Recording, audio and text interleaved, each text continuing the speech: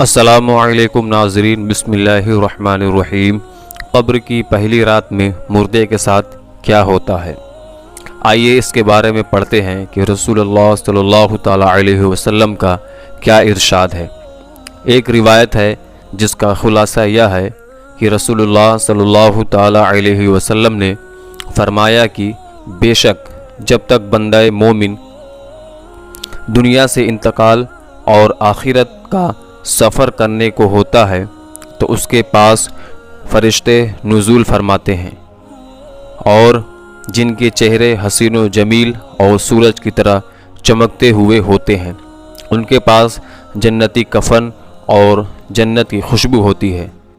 یہ فرشتے اس قدر ہوتے ہیں کہ جہاں تک اس کی نظر پہنچے فرشتے بیٹھے ہوئے نظر آتے ہیں اور اسے گھیرے رہتے ہیں، اور حضرت ملک الموت تشریف لاتے ہیں اور اس کے پاس جا کر بیٹھ جاتے ہیں اور فرماتے ہیں، اے پاکیزہ روح، اللہ کی مغفرت اور خوشنودی کی طرف نکل کر چل۔ پھر اس کی روح اس طرح سہولیت اور آسانی سے نکل آتی ہے جیسے مشکیزے میں سے پانی کا قطرہ بہتا ہوا باہر آ جاتا ہے، اور بس اسے حضرت ملک الموت لے لیتے ہیں، اور دوسرے فرشتے جو وہاں دور تک بیٹھے رہتے ہیں پل بھر بھی ان کا ساتھ نہیں چھوڑتے، اور اسے لے کر اسے جنتی کفن اور خوشبو میں رکھ کر آسمان کی طرف چل لیتے ہیں۔ اس خوشبو کے متعلق حضور صلی اللہ تعالی علیہ وسلم کا ارشاد ہے کہ زمین پر جو بھی عمدہ سے عمدہ خوشبو پائی گئی ہے ویسے ہی خوشبو ہوتی ہے۔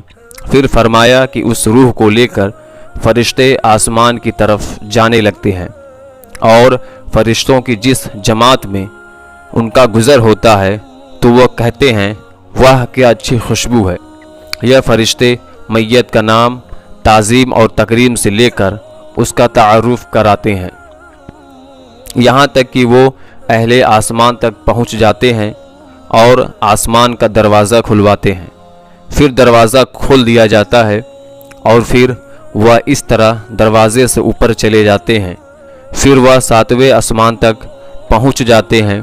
ہر آسمان کے فرشتے اسے دوسرے آسمان تک رخصت کرتے ہیں، اور جب 7ویں آسمان تک پہنچ جاتے ہیں تو پھر اللہ رب العزت کا حکم ہوتا ہے کہ میرے بندے کا نام علیین میں لکھ دو، اور اب زمین پر ہی اسے لوٹا رہا ہوں، اور زمین سے ہی قیامت کے دن اسے دوبارہ زندہ کروں گا۔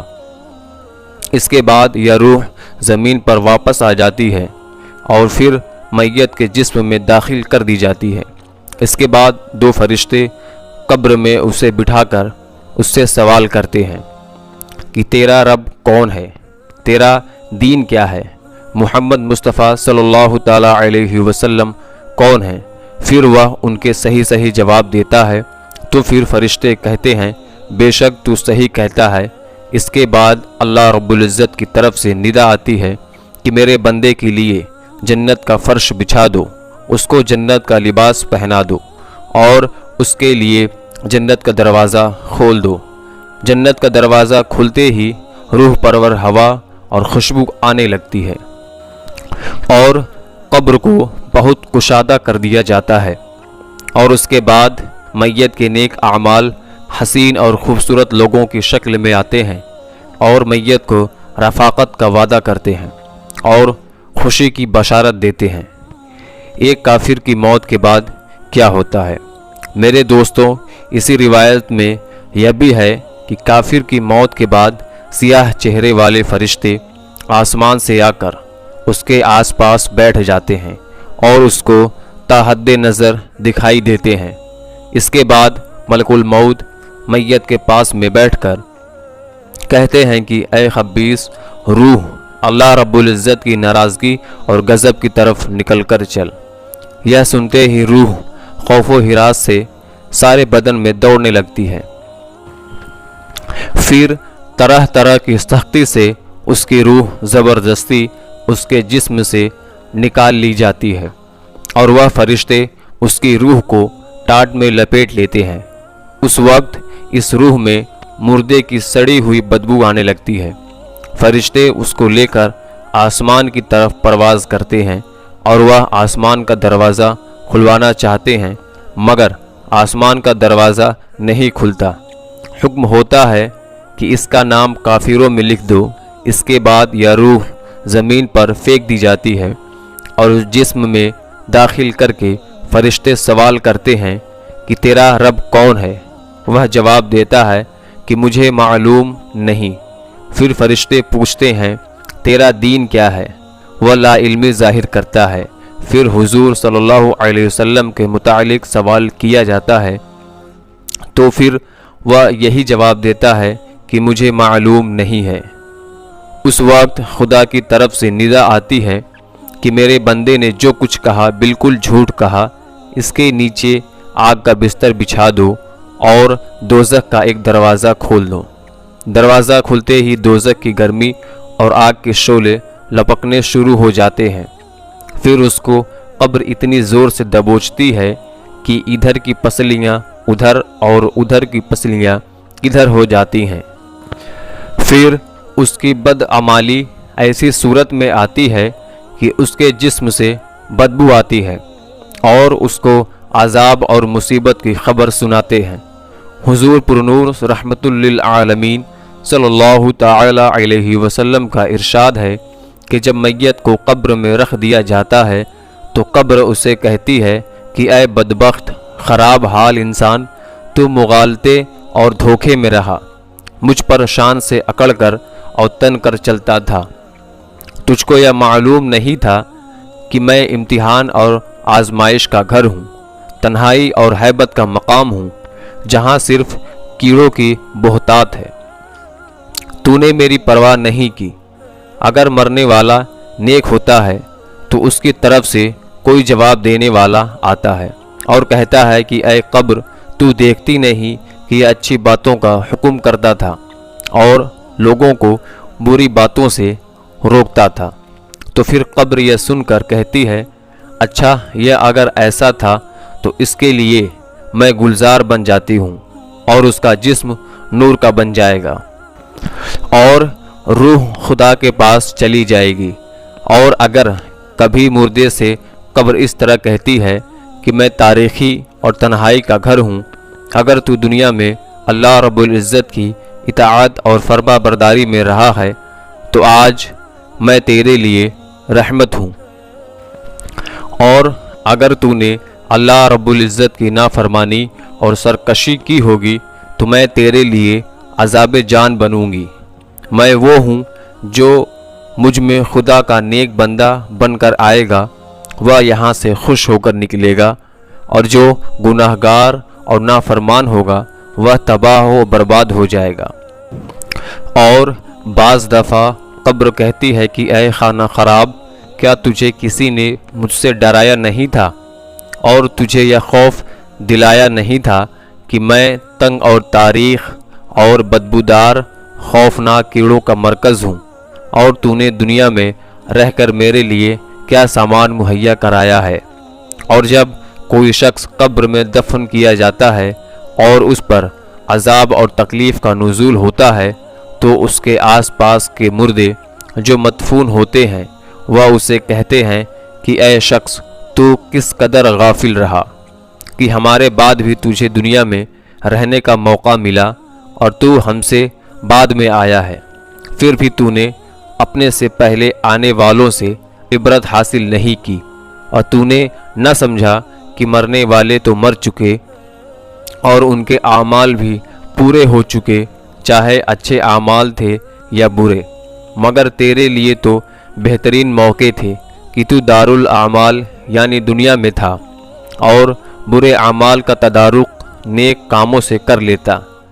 تجھے تو کافی مہلت ملی ہوئی تھی، تو ان لوگوں پر غور کرتا جو کہ تجھ سے پہلے لوگوں کے کندھوں پر لد کر مٹی میں ملا دیے گئے۔ تجھے کس نے دھوکہ دیا اور تو کس مغالطے اور فریب میں پڑا رہا؟ حدیث شریف میں لکھا ہے کہ حضور صلی اللہ تعالی علیہ وسلم نے ارشاد فرمایا کہ قبر جہنم کی خندقوں میں سے ایک خندق ہے، یہ جنت کے باغوں میں سے ایک باغ ہے، اور جب کوئی شخص مر جاتا ہے تو اس کو اس کا ٹھکانہ صبح اور شام دکھایا جاتا ہے، جنتی کو جنت دکھائی جاتی ہے اور جہنمی کو جہنم دکھائی دی جاتی ہے۔ دوستوں، رسول اللہ صلی اللہ تعالیٰ علیہ وسلم نے حضرت عمر رضی اللہ تعالیٰ عنہ سے ارشاد فرمایا کہ اے عمر، تم اپنے کو مرنے کا کیسا دیکھتے ہو کہ لوگ تمہارے لیے 4 گز لمبی اور 1.25 گز چوڑی قبر کھودے، پھر تمہیں غسل دے کر کفن پہنائیں اور پھر تمہیں لے جا کر قبر میں رکھ کر چلے آئیں۔ منکر نکیر بجلی کی طرح آنکھیں چمکاتے، بادل کی طرح گرجتے، بال زمین پر لٹکاتے اور اپنے لمبے لمبے دانتوں سے قبر کی مٹی ہٹاتے ہوئے آئیں اور وہ آ کر تمہیں جھنجھوڑیں۔ تو حضرت عمر رضی اللہ تعالیٰ عنہ نے عرض کیا کہ یا رسول اللہ صلی اللہ تعالیٰ علیہ وسلم، کیا اس وقت میری عقل میرے ساتھ ہوگی؟ آپ نے فرمایا ہاں، عقل تمہارے ساتھ ہی ہوگی۔ تو حضرت عمر رضی اللہ تعالیٰ عنہ نے یہ عرض کیا کہ پھر مجھے کوئی خوف نہیں، میں جواب دے دوں گا۔ ایک روایت ہے کہ قبر میں سوال و جواب صرف امت محمدی کی خصوصیت ہے۔ انبیاء صادقین کی امت پر اللہ تعالیٰ کی نافرمانی کی وجہ سے عذاب نازل ہو جاتا تھا، لیکن رسول پاک صلی اللہ تعالیٰ علیہ وسلم کی آمد کے بعد وہ عذاب کو موقوف کر دیا گیا اور اس کی جگہ منکر نکیر اور سوال جواب کا سلسلہ جاری کیا گیا، اور جو شخص مرنے کے بعد دفن نہیں کیا جاتا اس سے بھی سوال اور جواب کیا جاتا ہے۔ دوستوں، موت دراصل بندہ مومن کا تحفہ ہے۔ حضور پاک صلی اللہ تعالیٰ علیہ وسلم کا ارشاد ہے کہ مومن کا تحفہ موت ہے اور اس کے لیے ایک خوشبودار پھول ہے۔ سلیمان بن عبد المالک نے ابو اعظم رحمۃ اللہ تعالیٰ علیہ سے پوچھا کہ یہ بتائیے کہ ہم موت سے کیوں گھبراتے ہیں؟ انہوں نے فرمایا، اس لیے گھبراتے ہیں کہ تم نے آخرت کو برباد کر دیا اور دنیا کو آباد کیا، لہٰذا آبادی سے ویران میں جانا پسند نہیں کرتے۔ حضرت سلیمان نے کہا، آپ صحیح فرماتے ہیں۔ جس شخص کو قبر کی زندگی پر یقین ہو اور اپنے نیک اعمال کے بدلے وہاں اچھے حال میں رہنے کی امید ہو اور یہ سمجھتا ہو کہ اس عالم سے دوست احباب کو چھوڑ کر چلا جاؤں گا تو برزخ میں رشتہ دار اور جان پہچان والے مل جائیں گے، تو پھر موت سے کیوں گھبرائے اور اس زندگی کو برزخ کی زندگی پر کیوں ترجیح دے؟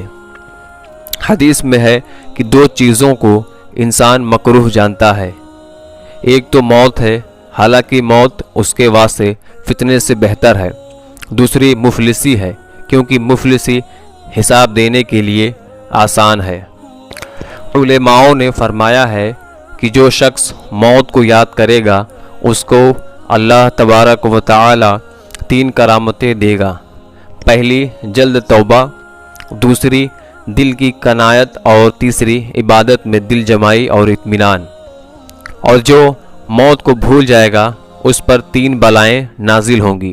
پہلی، توبہ کی اس کو توفیق نہیں ہوگی، دوسری تھوڑی چیز اس کو خوش نہ کرے گی، اور تیسری عبادت میں سستی کرے گا۔ کسی شخص نے حضور صلی اللہ تعالیٰ علیہ وسلم سے سوال کیا کہ کون مومن سب سے زیادہ عقل مند ہے؟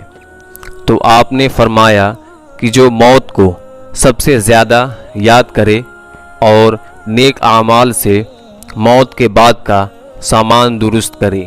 حضرت علی رضی اللہ تعالی عنہ نے فرمایا کہ سب لوگ سو رہے ہیں، جب مریں گے تب ان کی آنکھیں کھلیں گی۔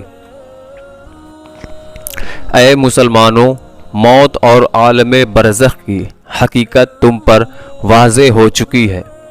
تم خود بخود سوچو کہ جو زندگی تم نے گزار چکی ہے اس میں آخرت کے لیے کیا کیا سامان مہیا کر رکھا ہے۔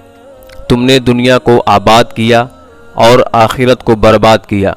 یہاں کسی کے بارے میں یہ پتہ کرنا ممکن نہیں ہے کہ وہ گناہگار ہے یا نیک ہو سکتا ہے۔ میرے عزیز دوستوں، اگر آج کی یہ ویڈیو آپ کو پسند آئی ہو تو لائک کریے گا اور اس کو اپنے یار دوستوں میں شیئر کریے گا۔ چینل پر اگر آپ نئے ہیں تو چینل کو سبسکرائب کر لیجئے گا تاکہ اس طرح کی ویڈیو آپ کو روز ملتی رہے۔ السلام علیکم۔